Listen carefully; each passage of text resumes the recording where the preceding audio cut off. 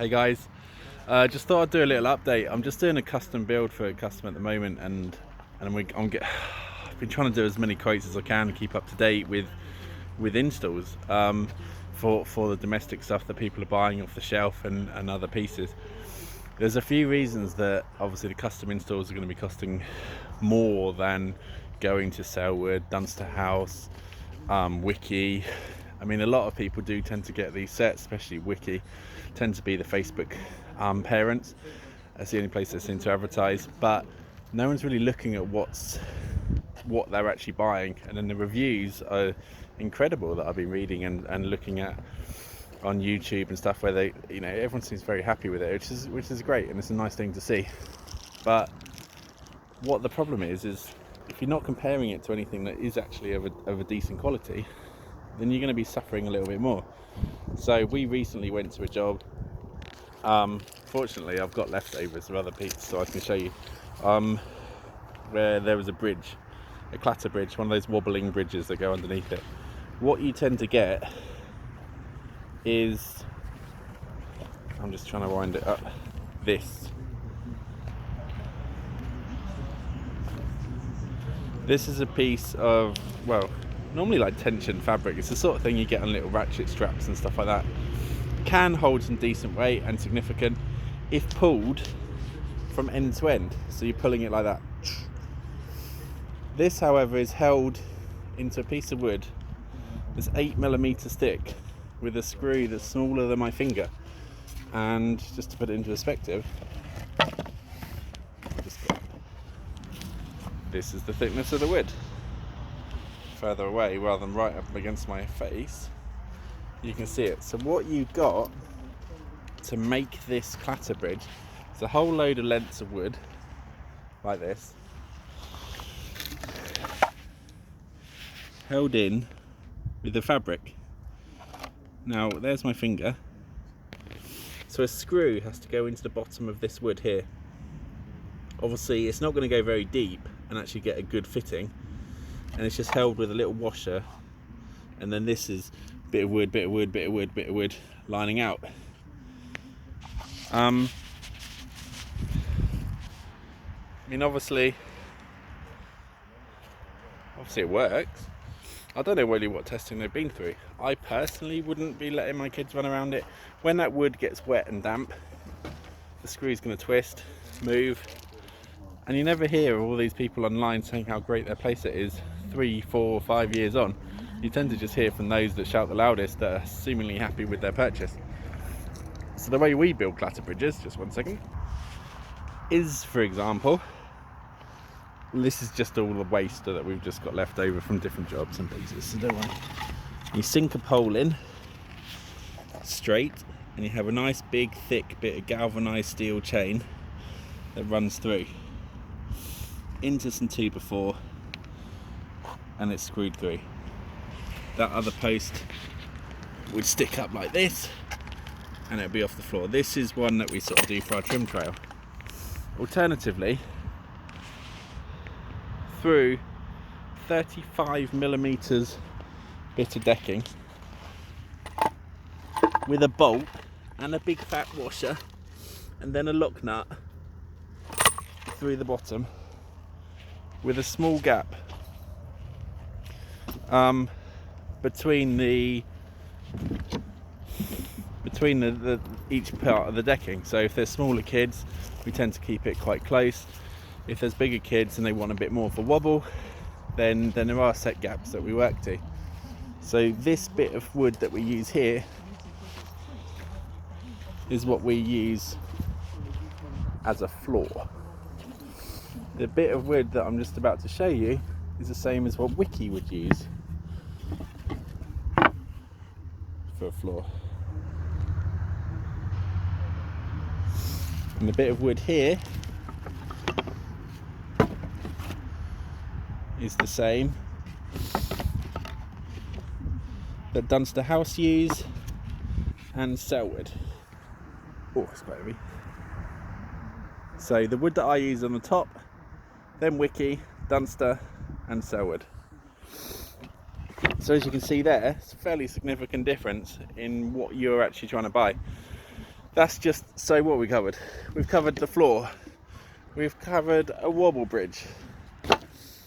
What else have I got laying around? This is literally just an off-the-cuff video because it started frustrating me that the amount of calls that are coming in asking to build these tatty site frames. That people, if you want a little frame, it's not an issue. We will come and install it for you. But the price of these frames are saying that they're £1,500, 50% off. You get it for £750.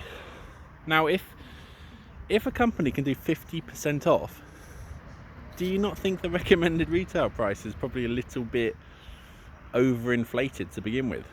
Because you don't see houses on a quick sale at half price. Very rare you see TVs, end of line stuff, half price, let alone stuff that they're still selling.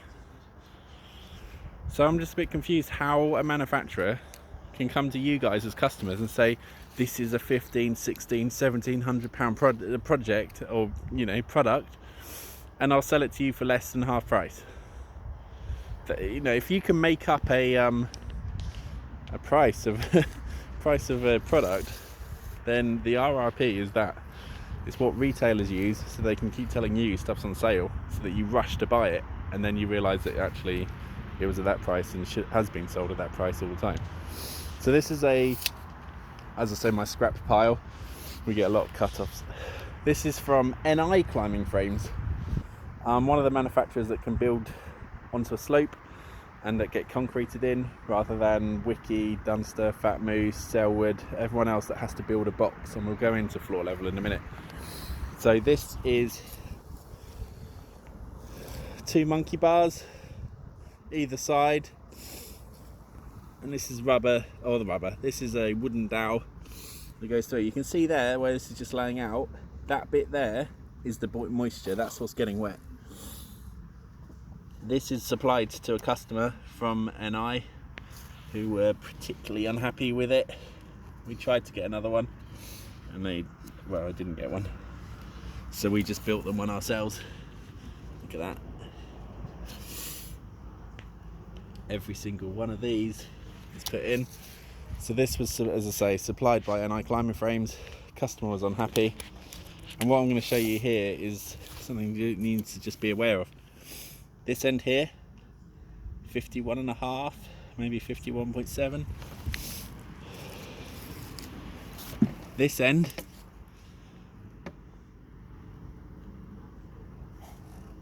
48. Not only has it got wooden dowels, it's been absolutely mashed during processing. I mean, I don't mind a little bit of fluff on the wood and other bits, but that is actually a proper bit of wood. That there, it's just been rammed in. It's actually nearly 4 centimetres. Is that right? 4 centimetres out from one end to the other. Makes it look like a train track that's going off into a distance. Now, the way that we build it,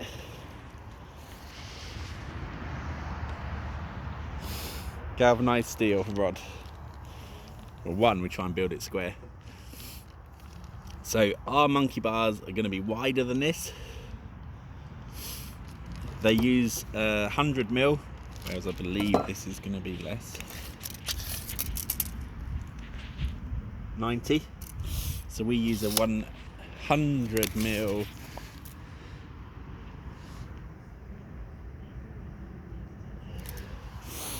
wood. We then use a galvanized steel rod to go through it. The reason we do that, as you can see there, over time that's going to get wetter and wetter. Potentially, if this is in woodland, it will stay wet for months. It can rot. Your kids are monkey barring along, they pull on here, snap. They're going to land on their back or their head because they're going to be thrusting forward to try and grab hold of something.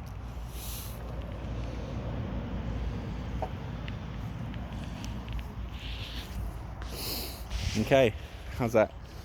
Right, next thing. We will normally, unless it is monkey bars, supply metal brackets on the top of our swings. Wiki do a nice A-frame on the end of their swing. The A-frame is there to support, a bit like if you stand with your legs apart, someone pushes you, you can use your legs to push back and forwards and keep your balance. Wiki have got an A-frame on one end of their swings.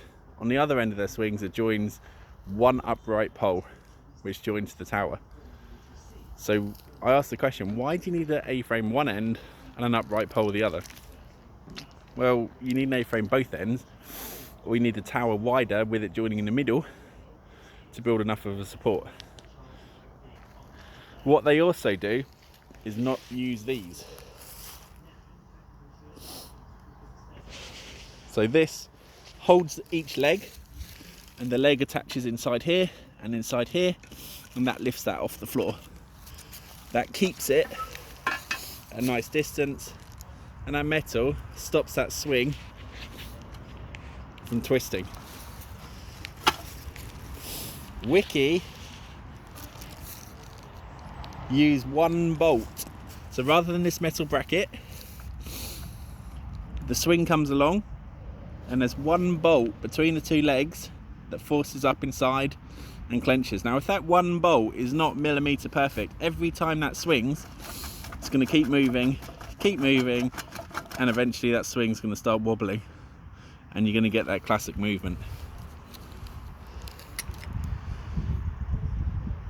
The biggest concern for me has always been, why connect the swing to a front leg of a climbing frame without any lean-to, diagonals, sunken supports?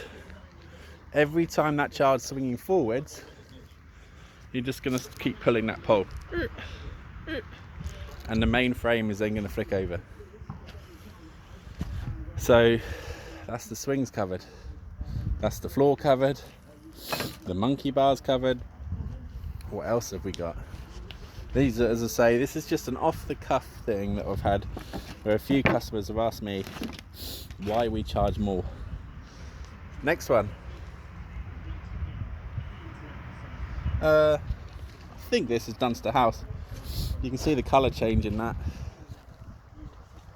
This has just had a piece of wood across the top, almost white in the middle of it, and going off. Now Dunster House pressure treat their wood according to their website, and then they stain it, and this stain, this orangey effect, is like literally, as I say, a stain. It is painted on or dipped in and it comes out. If you don't keep adding to this each year, it's going to wash out and it will start looking like pine wood that we use.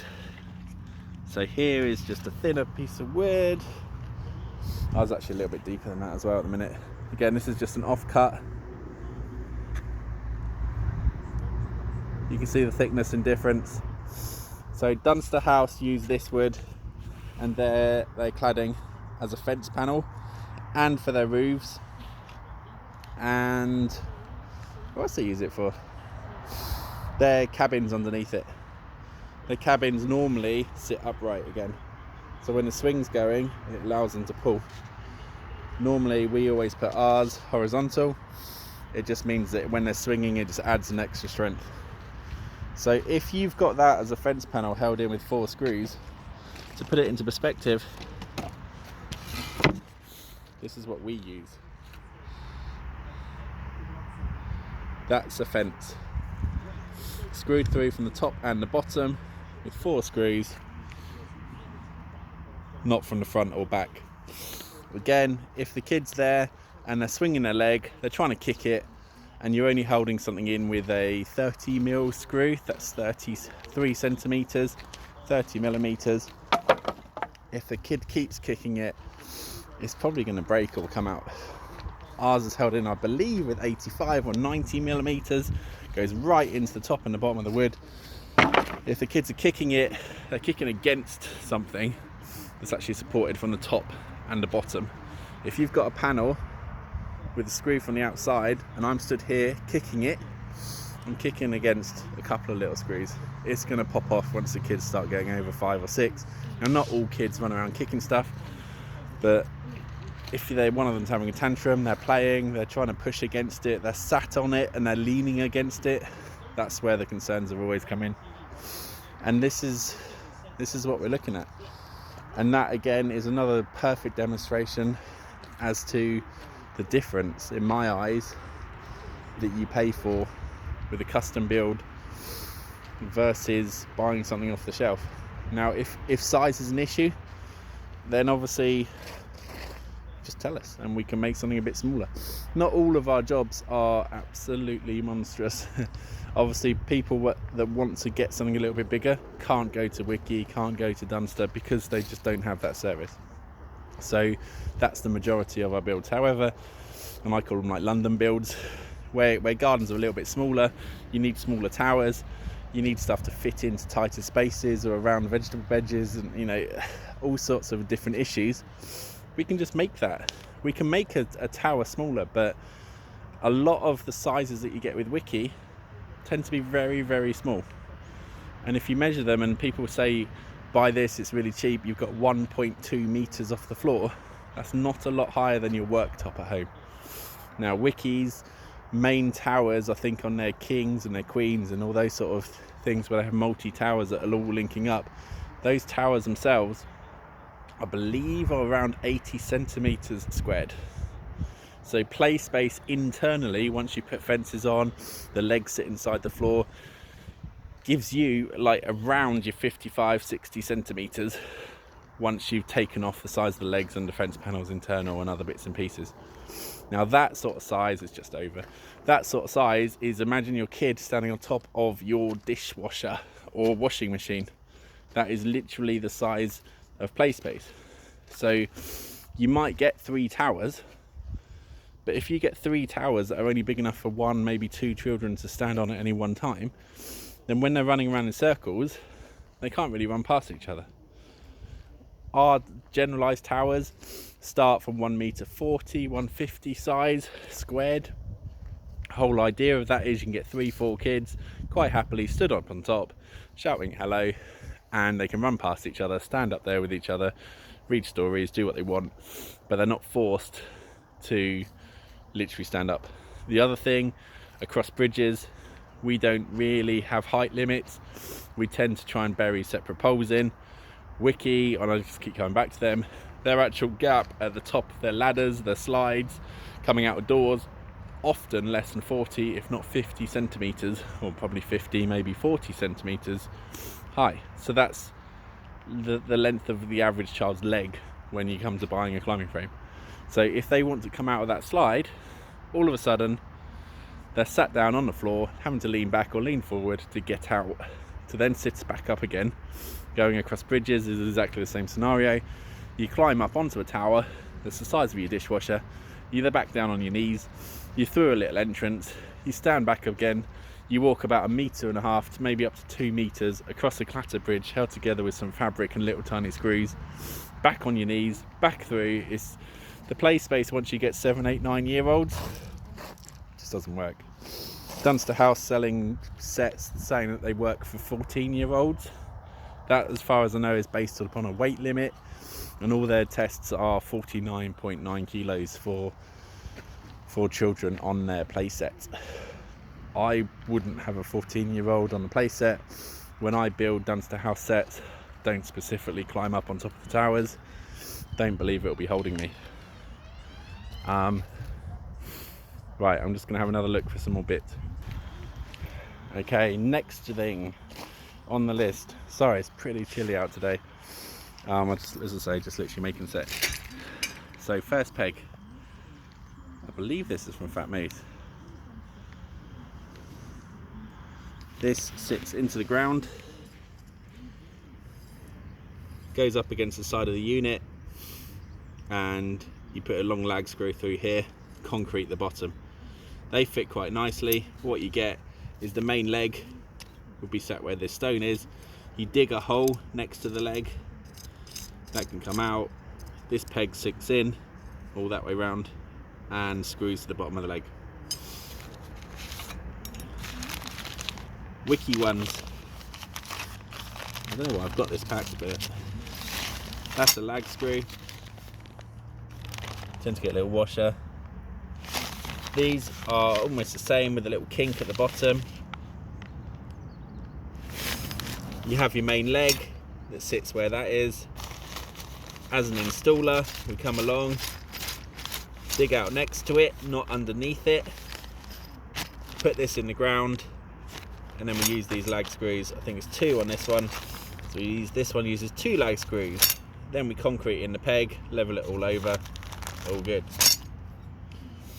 I don't know if they're galvanised actually, I think they're just steel, so they will start rusting eventually. This is what we use. So this is what I use for AstroTurf fittings, or for places that we can't get the legs actually buried physically into the ground. This again will go in, put the peg in, hammer it down through AstroTurf, and it should grip hold of something underneath it if it's been done properly. Or we dig out the hole next to the leg, sink this into the floor, and the whole point is of having this rib is that concrete can stick into any of this, so you don't have issues of anything sliding. If the set wiggles or wobbles or starts moving whilst the concrete's drying with this, you basically made yourself a concrete donut. This will just slide in and out directly. Obviously with the twisting of the frame, it will hopefully lock itself in, but it just gives concrete something to grab hold of. Like with painting, you sand something down and it gives that texture that then you can use. Now Dunster House use a longer peg. I'll just put all these next to each other. Put that the right way around. There you go.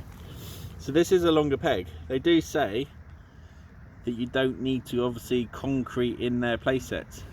Now, as many of you might have been playing in sand before, if you bury this into the ground, you'll be able to keep churning it like this and moving it and moving it and moving it and moving it, and eventually you make yourself a big sandy hole. Now Dunster House keeps telling everyone that these are ultra safe. Now they're only really safe if someone grabs your playset vertically and tries to lift upwards, because that's when this disc works. So this disc is squashed. So this is normally a round disc, but otherwise it's just a metal pole. Now how does that disc on the bottom mean that if a swing is put in at an angle, it stops it from moving? Now if you put this in and you've got a piece of wood coming diagonally like an A-frame on a swing, it's not going to just lift up at that angle. It has to allow for all sorts of movement, so this will just keep moving. Now as an installer, I'd much prefer to use one of these, sink it into some concrete at whatever angle needs to be there for best strength, so that sort of angle for a swing, and as that swing's pulling upwards, it'll work and it'll stop any other movement because the concrete will be holding it up to there. The rest of that's in as much concrete as you want to put in.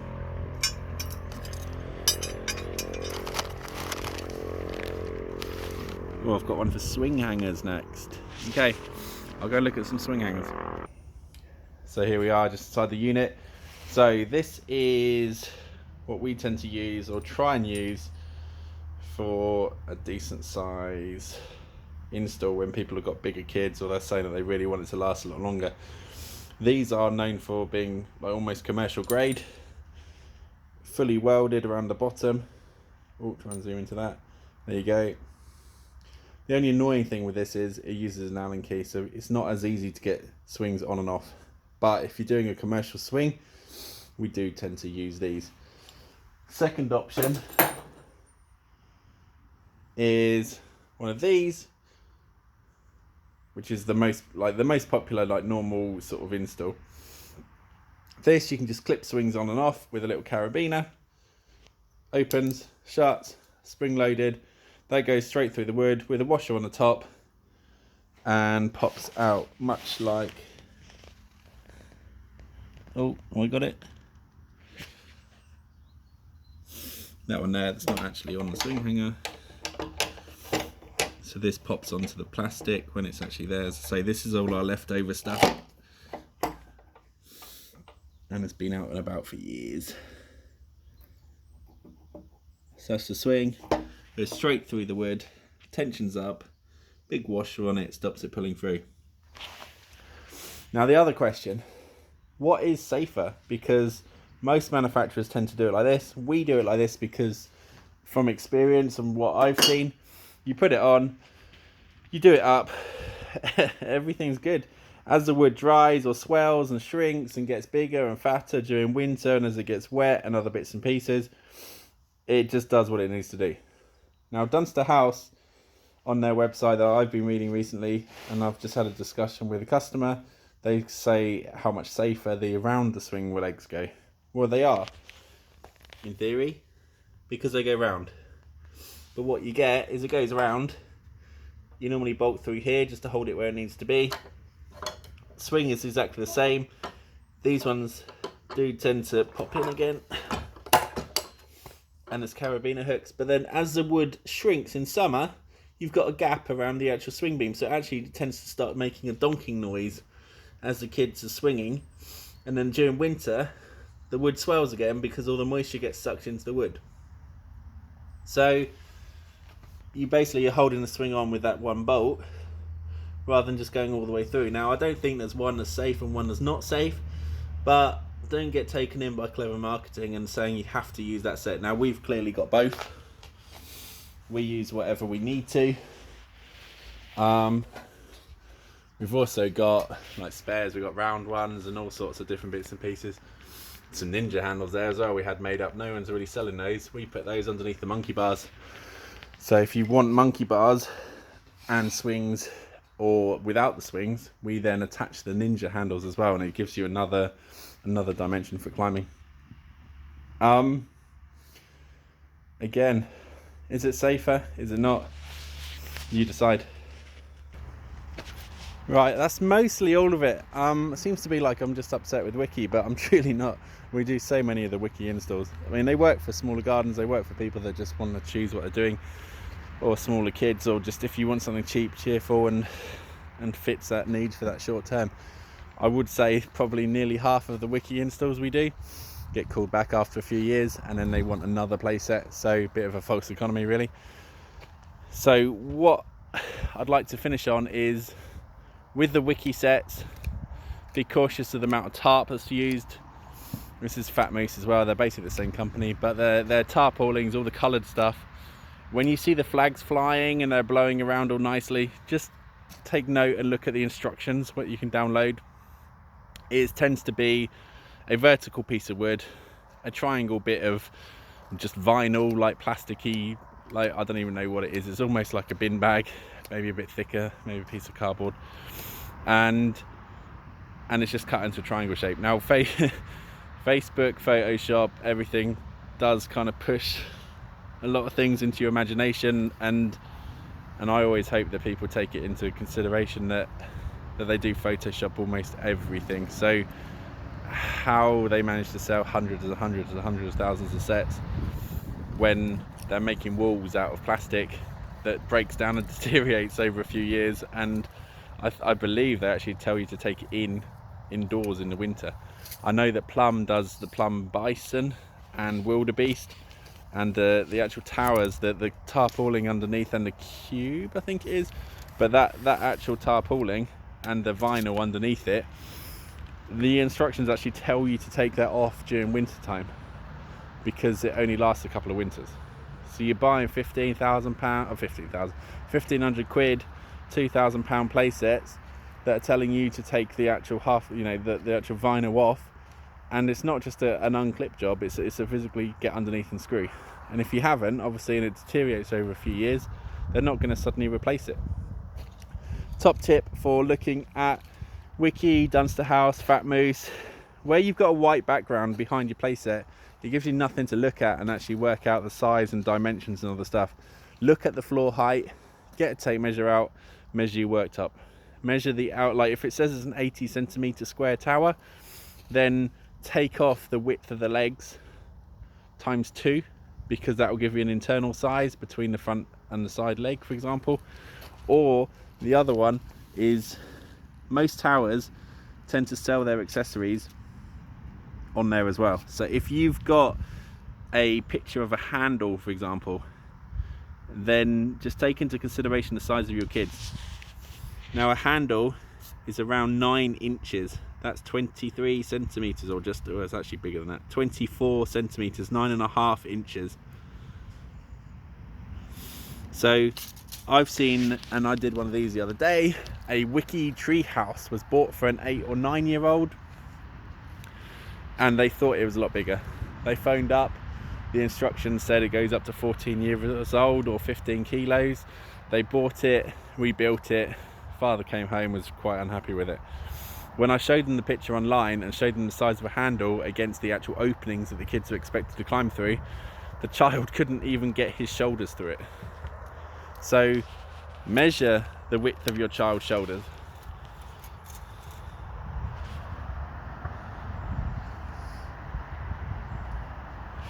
"24 centimeters, if that's the opening, I can't actually get myself through if it's 2 handles. So look at Photoshop, look at the promo photos, look at what you're actually buying, and measure up and hold a tape measure or hold a ruler or just hold your shoe against the average child and just think, is this going to be big enough for what we're trying to achieve? As I say, custom builds do tend to be a little bit more, but you're getting 3 times the wood, just proving that. You're getting galvanized steel, you're getting steel rods for the actual monkey bars, you're getting galvanized steel chain underneath your clatter bridges and rock walls and or bits and pieces like that. And it's bizarre why people think that they're getting a bargain. If you've got young kids, then the bargain is to get something that's going to last, get it concreted in, get it working properly, and then let the kids play on it. If you want to have 2 or 3 or 4 play sets through the lifetime of your child, then obviously buy cheap and keep buying. We'll be more than happy to come along and install it, but there's nothing more humiliating than to spend a day, maybe 2, building a wiki tree house for the parents to come home and say, what is that? And then to get paid to take it down again. I mean, it's good for business, I guess, because we get an extra few days work a year, but I'd much prefer to come to your house, do the build once, do it properly, and for you to come home and say wow, rather than what is that? So if you want something built properly, let us know. If you want something off the shelf from Dunster, Selwood, anyone like that, then that's just get it in properly and hope that it's going to be lasting a lot longer. There's nothing wrong with the units, there is just extras. For those that can afford that little bit of extra cash now and the capital, then I would normally advise to try and spend it, because over the term it's going to be a lot stronger, a lot safer. Now there's nothing worse, and I'm going to try and dig out some photos maybe and put these up another day. There's nothing worse than turning up to build that's been started by a handyman, and the customer again was trying to save money. Handyman's floated around their garden for 2, 3, 4 days. I mean, I've been to a Dunster house balcony fort, customers paying nearly £150, £180 a day for a handyman. I spent 3 or 4 days building it. I got in and out, sorted, took the whole thing back down, rebuilt the whole thing in 1 single day. So an average build for one of those is an easier day for a balcony fort. You do end up paying a slight premium with us, because obviously you're paying for climbing frame people with proper insurance and proper coverage, but you're paying for that knowledge and to know that it's been done properly. If there is an issue with it, we offer a free recall. If it's our fault, if it's anything to do with manufacturer, then we will be referring you back to them. If there's anything wrong with the wrong size bolts and wrong bits, we will show you what pack we've used before we leave, and we'll say, look, it's told me to use this size bolt in this one. If the thread's sticking out or any issues like that, we will again put you back to manufacturer. It's up to them to rectify their problems. If there's anything missing, then we do try and sort out what we can. If we carry some spares and bits for that set, we will try and get it in, or we'll try and get the set up working and sorted as much as can be before again we send you back to manufacturer. Now the manufacturers put their product through testing. If we do a custom build and something is missing, broken, wrong, clearly it's up to us to rectify that. We're taking on that risk, we're taking on that problem, and so if we turn up and we do a build and there's a problem, let us know. We will come back. Not everything is perfect all the time, and it's all good. The majority of our builds, I will say, are very successful. There's nothing worse than having to go back to someone's house when you don't need it. staff have forgot slides and stuff like that before, and we've had to then send them back out for a whole new day. And last of all, just make sure your ground is level. Dunster House, Wiki, Fat Moose, Selwood, there's a new one that's just come out as well, Symphony or something like that, Symphony. All of these people state on their website, flat level garden. Now the best way to check that, if you've got garden chairs or a decent sized patio table, pick it up, put the patio table where the playset's going to sit. Now if that patio table is wonky, then clearly the playset's going to be wonky, or if not wonkier, because the swings need to be level. If they're not level, they swing like a C. So you start off, you swing, and because it's not level, you swerve off at an angle and go back up to the high point. Now that puts stress on the frame at the wrong points. That's where you start having more issues a lot quicker. Or you have to dig in. When you dig in and you've got, for example, Selwood, which I don't think is pressure treated wood, you dig that into the mud, the oil stain runs out, it starts rotting because you can't actually stain it. Now none of that's either obviously ideal, and it doesn't install properly because all the pre-drilled holes don't line up, and I'm never happy to leave something that doesn't actually look right or is safe. So if your garden is sloping, again, give us a shout. Because we bury the legs, it gives you a lot more movement. We've done them into all sorts of weird slopes where almost one tower is touching the floor, and then buried, or the bridge is angled to meet the slope. But yeah, there's no way anything more than an inch or two you can build any of these other towers, especially if they're going the wrong way around and the swing is at the bottom, because the main tower has to be level with the swing. And if that's 2, 3, 4 inches up, or maybe a foot higher than the swing, then the swing legs are not going to be long enough to touch the floor. They make boxes. If you can't put a box or a table or something on top of the floor for it to be level, it's not going to be working. So my name's Peter, climbingframeinstaller.co.uk. Happy to come and do it. Been doing this for 15, 16 years, yeah, nearly 16 years actually. And yeah, I've been happily doing it for every single manufacturer around. Also do the other side, which is our custom jobs, which we do through Climbing Frame Installer, and we've got a couple of white label companies that sell our sets, and we do all the builds ourselves. We turn up in the van ourselves, we unload it ourselves, we clean up after ourselves, and all you have to do, worst case scenario, is chuck the mud back in the holes once that concrete's dry, just a few days afterwards, and then you are free to play. All of the jobs got photos. We make sure you guys as customers are always happy before we actually leave site. Never really any arguments. We just take a small deposit, get the build going.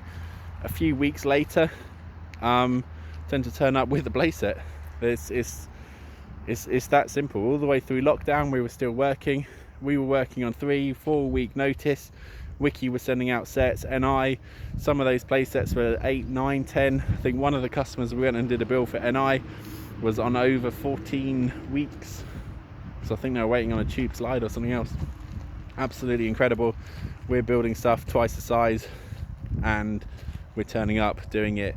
NI, Wiki, all those other people, you need to be in to receive a pallet. NI climbing frames, Northern Ireland, you actually need to offload that climbing frame off the side of the truck. So if you can pick up a floor, I don't think I've got any dead floors. If you can pick up a floor, I'll go and find one, hang on. Okay, here we go. So this is a floor.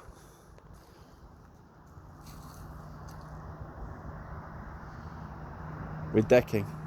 It's just leaning against the forklift. That is only 1.5 meters squared. But even with all these floorboards taken off, it is a proper lift for a person. So NI climbing frames, you get that floor sent to you in one, and I would imagine that's going to be 60, 70, 80 kilos of weight. I mean, I don't know. I know it's a 2-man lift, or 2-person lift, if being politically correct.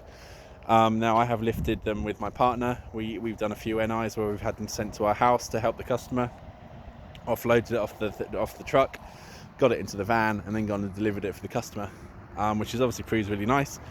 if you're a single mum living at home, or you don't have people there, or you as a person going to work, then obviously paying for us to take delivery and then delivering it to you is worthwhile. But they are heavy, and the average customer doesn't have a forklift to get it off. The average customer has to